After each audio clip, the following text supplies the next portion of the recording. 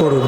নবী ওই সময়ের কথা যখন দারুন নদওয়ার পার্লামেন্টে আবু জাহল, আবুল আহাব, উতবা সাহেবা, ওয়ালিদ বিন মুগিরারা 49 সদস্য মন্ত্রী পরিষদ তারা বসে আইন করছিল, লিউস বেতুকা আপনাকে বন্দী করবে, আও অথবা ইয়াকতুলুকা আপনাকে হত্যা করবে, আও ইখরিজুক অথবা আপনার নাগরিকত্ব ক্যান্সেল করে দেশ থেকে বের করে দেবে। ওয়ায়ামকুরুনা ওয়ায়ামকুরুল্লাহ, তারা ষড়যন্ত্র করে, আমার আল্লাহ সেই ষড়যন্ত্র দাঁত ভাঙ্গা জবাব দেন। কথা বলেন ঠিক? একই শব্দ, একই সিগা মাজদারের একই শব্দ পাশাপাশি অবস্থান করলে প্রথমটা যে অর্থ হবে পরেরটা প্রতিহত অর্থে ব্যবহার হবে।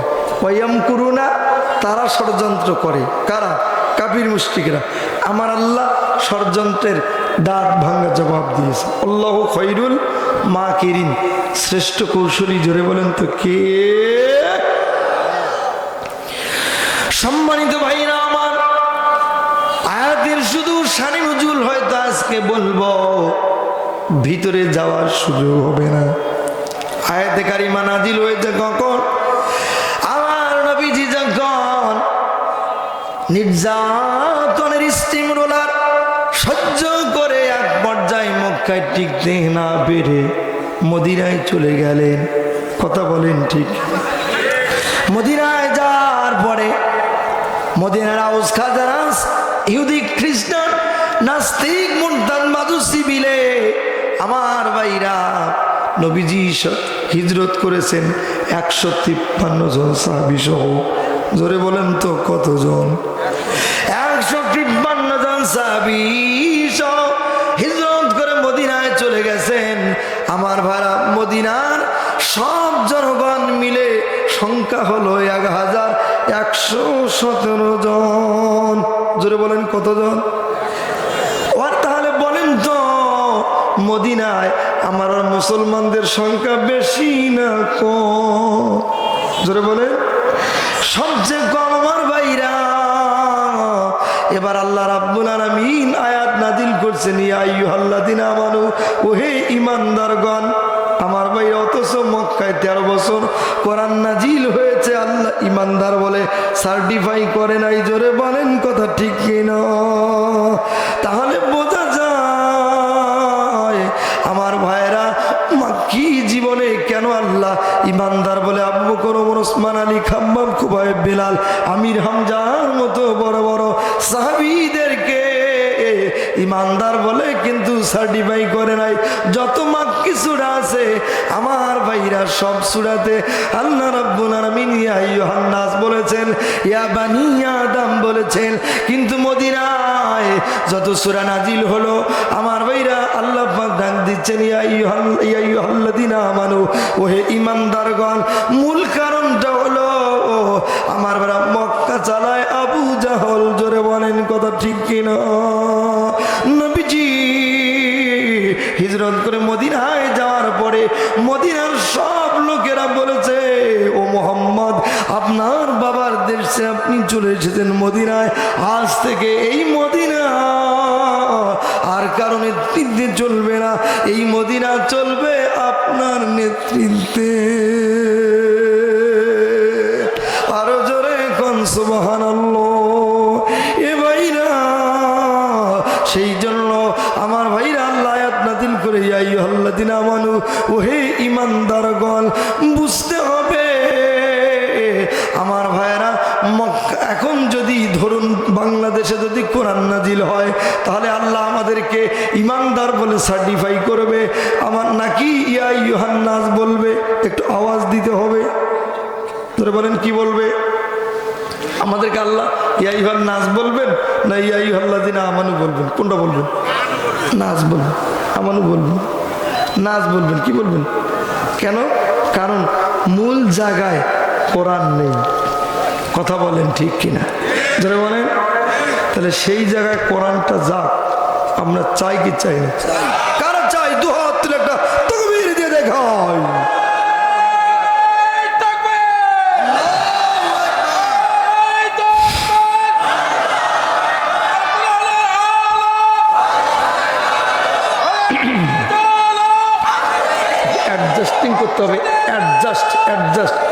সুন্দর আছে, গলার সাথে অ্যাডজাস্ট করতে দিয়ে রেখে দিতে হবে।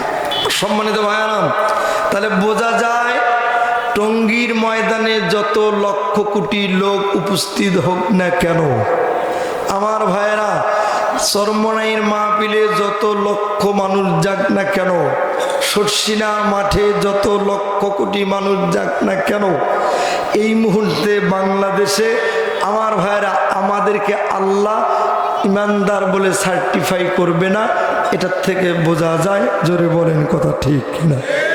ইমানদার বলে যদি আমার ভাইয়েরা সার্টিফাই পেতে হয় আমার ভাইয়েরা, তাহলে সংসদে পার্লামেন্টে এই দেশ আল্লাহর কোরআন দিয়ে পরিচালিত হতে হবে, তবে ইমানদার স্বীকৃতি আল্লাহর পক্ষ থেকে পাওয়া যাবে। বাংলাদেশের আদমশুমারিতে আপনার আমার নাম মুসলমান থাকতে পারে, আল্লাহর ভাষায় আমরা ইমানদার না মুসলমান না। জোরে বলেন কথা ঠিক কিনা?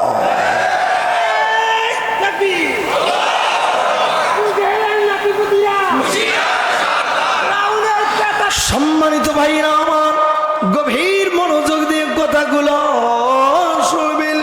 পৃথিবীর সূচনা লগ্নের দিকে তাকান, তাহলে দেখবেন একটি দল হলো আমার ভাইরা আল্লাহর নবী আদম আলাইহিস সালামের পক্ষে, আরেকটি দল হলো শয়তানের পক্ষে। কথা বলেন ঠিক কিনা? একটি দল হলো আমার ভাইরা আল্লাহর পয়গম্বর হযরত ইব্রাহিম আলাইহিস সালামের পক্ষে, আর একটি দল হলো আমার ভাইরা নমরুদের পক্ষে, একটি দল হলো আল্লাহর নবী মূসা আলাইহিস সালামের পক্ষে, আর একটি দল হলো ফিরআউনের পক্ষে, একটি দল হলো এ ভাইরা আবু জাহিল্লার পক্ষে, একটি দল হলো মুহাম্মাদুর রাসূলুল্লাহ সাল্লাল্লাহু আলাইহি ওয়াসাল্লামের পক্ষে।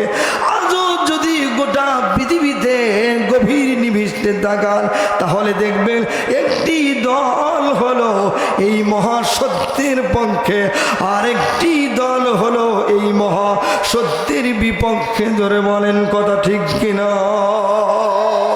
আমার বলা, তাহলে কি আমরা এই মহাসত্যের পক্ষে থাকবো? কারা কারা থাকতে চাই জীবন বাজি রেখে, জান আর মাল দিয়ে আল্লাহর বিধান, আল্লাহর আইন, আল্লাহর কোরআন সংসদে যাক, পার্লামেন্টে যাক, আগামী দিনে কারা কারা সেই কোরআনের সুশাসন দেখতে চান?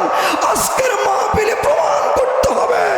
আপনাদের এই মাদ্রাসা ময়দানকে প্রকম্পিত করায় নারায়ে তাকবীর আল্লাহু আকবারের ধ্বনিকে আর একবার বুলন্দ করতে হবে, আশাদিনে পৌঁছাই দিতে হবে। কারা কারা যুবক রাজি আছো? লিল্লাহি তাকবীর।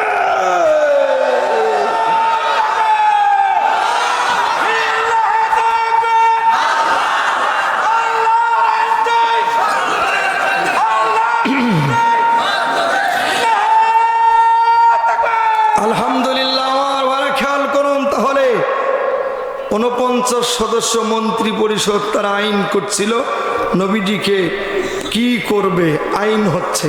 আমার ওরা ভালো করে শুনুন, তখন 14টা গোষ্ঠী ছিল, 14 দল, 14 দলে 14টা নেতা ছিল।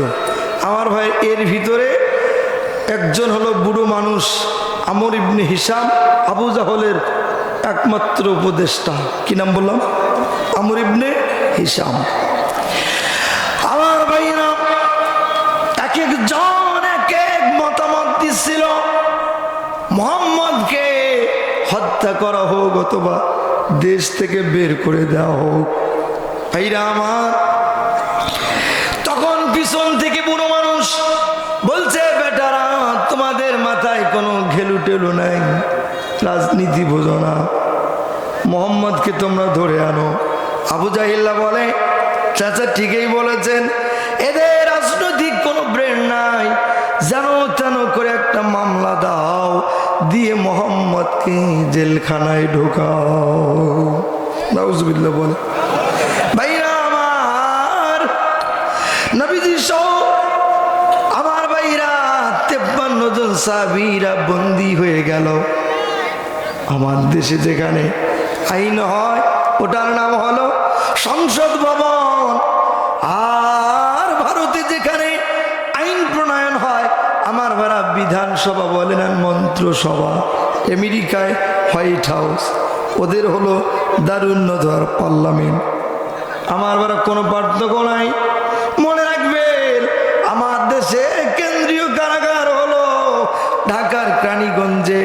সেই সময় আজ থেকে ১৫০০ বছর আগে কেন্দ্রীয় কারাগারের নাম হলো শিয়াবে আবি তালিব।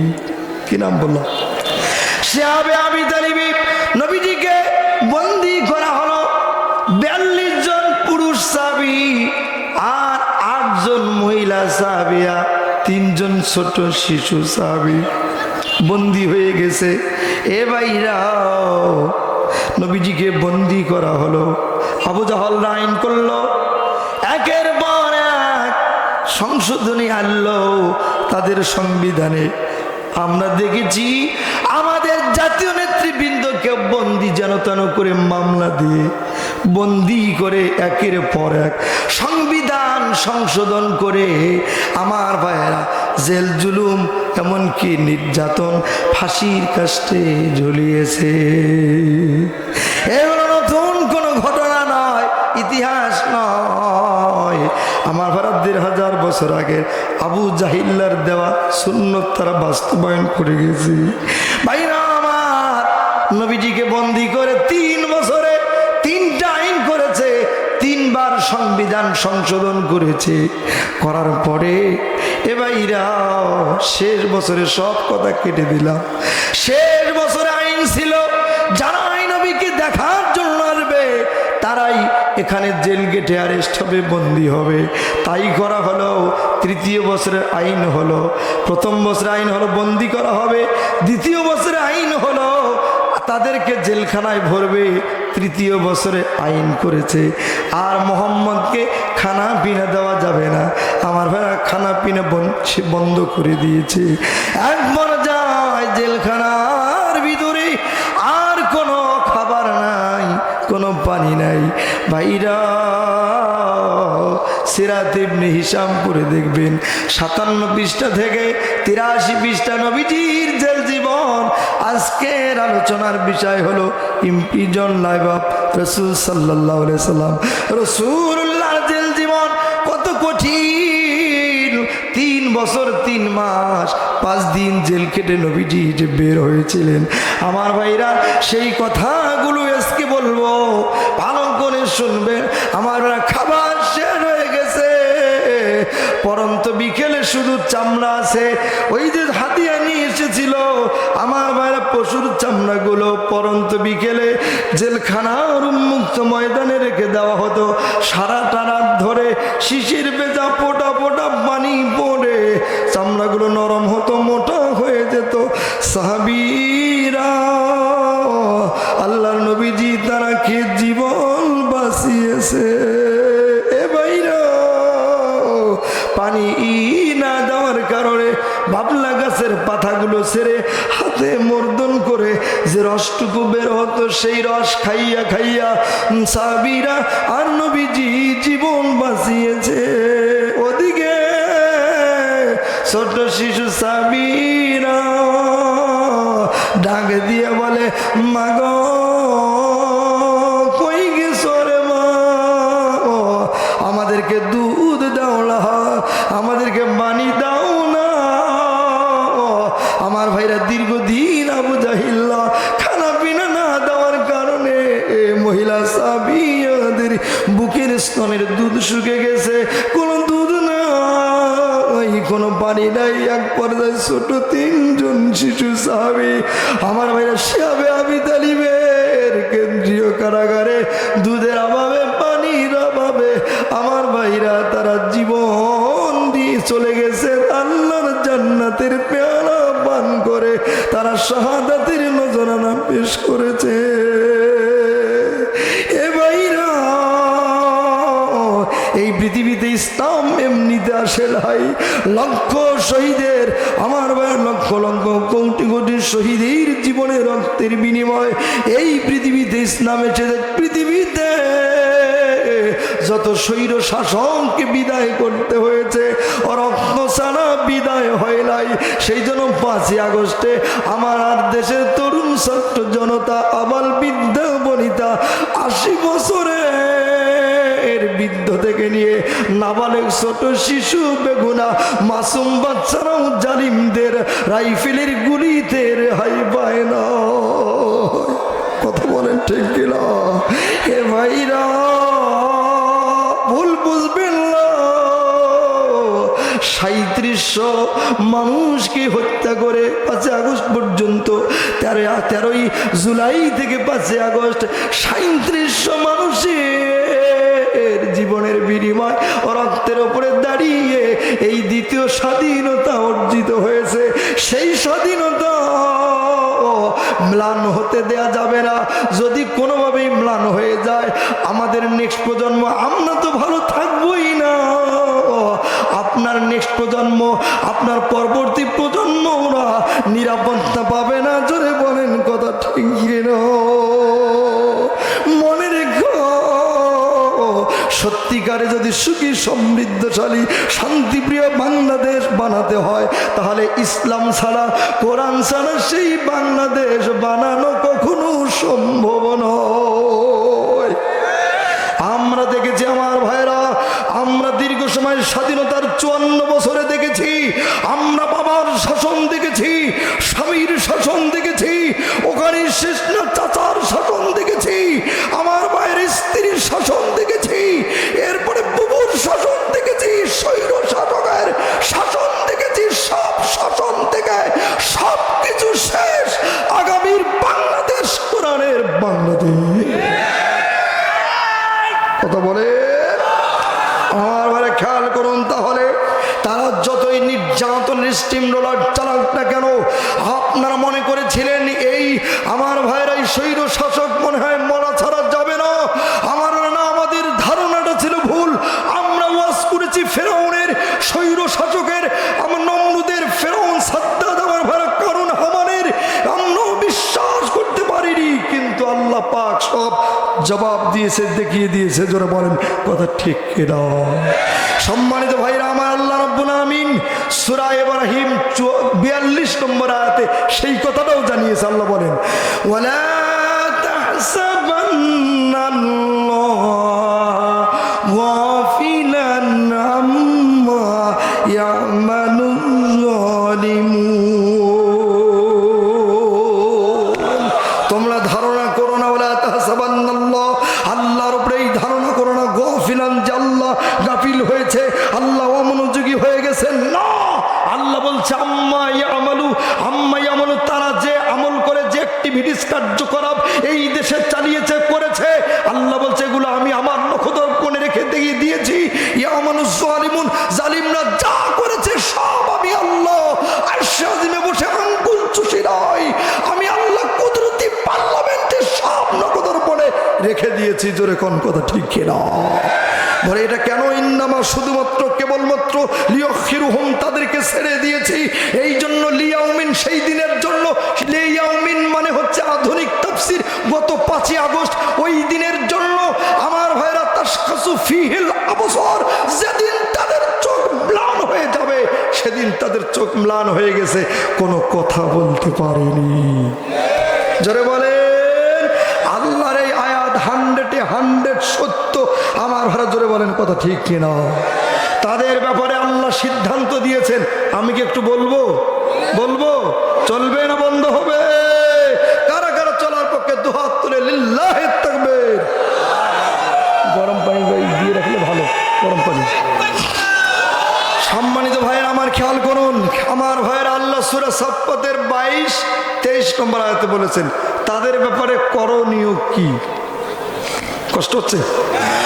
উহসুরুল্লাযীনা যালামু আযওয়াজাহুম ওয়া মা কানু ইয়াবুদুনা মিন দুনিল্লাহি ফাহদুহুম ইলা সিরাতিল জাহিম।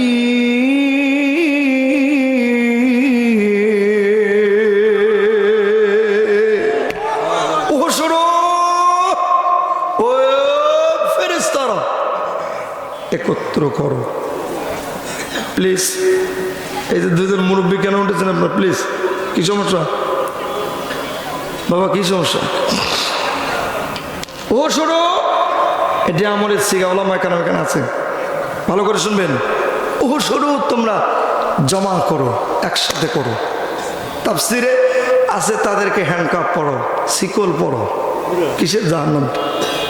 তাহলে বোঝা যায় তাদেরকে যে ধরতে হবে, গ্রেপ্তার করতে হবে, হ্যান্ডকাপ পড়াইতে হবে।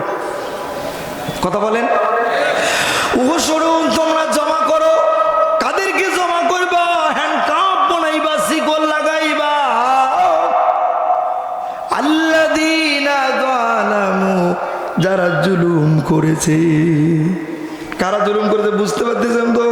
আল্লাযীনা যালামু, যারা জুলুম করেছে, বাড়াবাড়ি করেছে, অন্যায় করেছে, তাদেরকে ধরো, তাদেরকে হ্যান্ডকাপ লাগাও। জোরে বলেন কথা ঠিক কিনা? আমার ভাইরা, তো তোমাদের মায়া কান্না কেন? প্রতি বিপ্লব বলেন আর অন্তর্বর্তী সরকার বলেন, যারাই তোমরা উপদেষ্টার দায়িত্ব গ্রহণ করেছ বাংলাদেশে, মুসলমানদের এই দেশে, তোমাদেরকে কোরআনের মাহফিল থেকে বলতে চাই, দায়িত্ব পালন করতে পারলে করবা, নইলে জায়গা থেকে সরে যাবা। কথা বলেন কেন? তোমায় কান্না। অথচ আমরা দেখেছি 17 বছরে কোমরে দড়ি লাগিয়েছে, আলেমদেরকে কুকুরের মতো টেনেছে, হ্যান্ডকাপ পরিয়েছে, ডান্ডা বেড়ি দিয়েছে। জোরে বলেন কথা ঠিক নাও। আর আন্তর্জাতিক ট্রাইব্যুনালে এখন ওরা ওঠে, কেউ হাসে আর কেউ মায়া কান্না করে। আল্লাহ বলে, হে অন্তর্বর্তী সরকারের বিচারক না, শুনে রে গো, না না না, আমি আল্লাহ আইন দিলাম, উহুসুরুল্লাযীনা যালামু, যারা জুলুম করেছে, স্বৈর শাসকের যারা, তাদেরকে তোমরা ধরো, হ্যান্ডকাপ পরাও, ডান্ডা বেড়ি পরাও। এখানে কি শেষ? না না, আল্লাহ বলেছেন ওয়াজওয়াজাহুম। আমার ভাইরা, জাউজুনের জমা হলো আজওয়াজ। জাউজুন মানে স্ত্রী, আজওয়াজ মানে হচ্ছে আমার ভাইরা স্ত্রী, পুত্র, সন্তানাদি, ডানে বামে, উপরে নিচে। আমার ভাইরা, 1 দল 2 দল 14 দল বিরোধী দল যারাই ওই সময় ছিল, তারা সবগুলোই হলো আজওয়াজের ভিতরে। এ ভাইরা, এটার ভালো বাংলা হলো দোসর। যারা এই দোসর জালিমদের সহযোগিতা করেছে, ওদেরকেও তোমরা একখানে করো। আল্লাহু আকবার বলে। এখানে শেষ না, আমার আল্লাহ বলেছেন, ওমা কানু ইয়াবুদুনা মিন দুনিল্লাহ, আল্লাহকে বাদ দিয়ে ওরা যাদের দাসত্ব করত। আমার ভাইরা, সংস্কৃতি শিক্ষানীতি পাল্টিয়েছিল, বানরের জাতি পড়াইছিল, বানর থেকে নাকি মানুষ এসেছে সেটা পড়িয়েছে। আমার ভাইরা, ট্রান্সজেন্ডারের নামে মিথ্যা কল্প কাহিনী, শরীফ থেকে শরীফার গল্প শিখিয়েছে। এর দ্বারা যা পড়িয়েছে, আমাদের সংস্কৃতিকে আমার ভাইয়েরা চেঞ্জ করে দিয়ে তারা হলো তাদের একটা দাসত্বের যে সংস্কৃতি তৈরি করেছিল, আল্লাহর দাসত্ব বাদ দিয়া এই কাজগুলো যারা করেছে, আমার ভাইরা, এর ভিতরে সবাই পড়ে গেছে 3 শ্রেণী। উহুসুরুল্লাযীনা যালামু ওয়াজওয়াজাহুম ওমা কানু ইয়াবুদুনা মিন দুনিল্লাহ। এই 3 শ্রেণীর সব লোককে তোমরা ধরো, তোমার শিকল পরাও, তোমার হ্যান্ডকাপ পরাও। এরপরে কোথায়? তারপরে আল্লাহ বলছে, এদের রিমান্ড দিতে হবে। ফাদুহুম, পিটাও। কথা তো আমার না, কথা কার? ধরে বলেন ফাদু। এরপরে একটা ওয়াও আছে, খেয়াল করুন। ফাদু, এরপরে একটা ওয়াও আছে, এটা জমাত শিখা। ফাদু হুম, ফাদু মানে পিটাও, হুম মানে তাদেরকে পিটাও। আল্লাহ ফেরেশতাদেরকে অর্ডার দিয়েছে। কাদেরকে? তার মানে এটার ভালো বাংলা করলে হয় রিমান্ড দাও, রিমান্ড। এটা ভালো বাংলা যদি আমি ভালো করে বুঝাইতে চাই, বাপদাদা মুরব্বী, কারণ আপনারা দেখেছেন বুড়ো বয়সে আমার ভাইরা, মানে আজ থেকে 50-60 বছর আগে, এই যারা 36 মাসে ইটা ভাঙতো, একবার এদি। কথা বলেন ঠিক কিনা? এটাকে যে কি বলতো এটাকে কুর্সি। এই তো মিলে গেছে, এই কুর্সি। আপনারা কিন্তু এই কুর্সি দিয়া ইটা ভাঙতেন। আমি বাবার সাথে দেখছি, মইয়ে চড়ছি, বস্তা তুলে দিছে, আমি উঠছি, বাবা উঠছে, তারপরে ইটা ভাঙে না, কিন্তু কুর্সি দিয়া বড় উঠে গেলে একবার এদি ভেঙ্গে চুরমা। জোরে বলেন কথা ঠিক কিনা? আল্লাহ ঠিক সেই কথাটাই বলছে, ফেরেশতারা দেখো তো এরা কারা।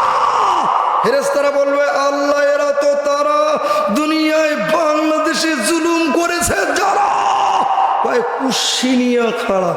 এটা কি বাঁশের কুর্সি না, এটা হচ্ছে জাহান্নামের আগুনের কুর্সি নিয়ে খাড়া। ওদের হাড্ডি হুড্ডি গুঁড়া করে দে সারা, সবগুলোকে শোয়া দে বালিশ ছাড়। তার মানে রিমান্ডে পিটাও, কবরে পিটাও, পিটা কোথায় দিবা? রিমান্ড শেষ হলে কোথায়? ফাদুহুম ইলা সিরাতিল জাহিম, এদেরকে জাহান্নামে নিয়ে যাইবে। জোরে কর নাউজুবিল্লাহ। কথা আমার না আল্লাহর? সম্মানিত ভাইয়া আমার, আরেকটি আয়াত বলে আমার জায়গায় ফিরে যেতে চাই। সূরা আয়াত নম্বর 42 আমার আল্লাহ বলেন, ইন্নামাস সাবিলু আলাল্লাযিনা ইয়াজলিমুনান নাস, যারা জুলুম করেছে জনগণের উপরে, ওদের বিরুদ্ধে আমার আল্লাহ নিজেই মামলা দিবে। এ ভাইরা, তাহলে তারা মামলা খাবে, আল্লাহ নিজেই মামলা দেবে, নবীজিও মামলা দিবেন। ওয়াকালার রাসূলু ইয়া রাব্বি ইন্না কওমি ইত্তাখাযু হাযাল কুরআনা মাহজুরা। আল্লাহ বলবে, ওগো আল্লাহ, নবীজি বলবেন, ওগো আল্লাহ, এরা তো হচ্ছে আমার উম্মত, ইন্না কওমি, নিশ্চয়ই এরা আমার কওম, ইত্তাখাযু, এরা গ্রহণ করেছে হাযাল কোরআন, এই কোরআনকে মাহজুরা, কোরআন দিয়ে দেশ চালায় না, ওদের ক্ষমতা দিয়েছিলাম, রাষ্ট্রের মালিক বানিয়েছিলাম। ও মালিক, তুমি তো বানিয়েছো, ক্ষমতা দিয়েছো, ওরা চালায় না, এই কোরআনকে পরিত্যক্ত মনে করেছে। আল্লাহ আমার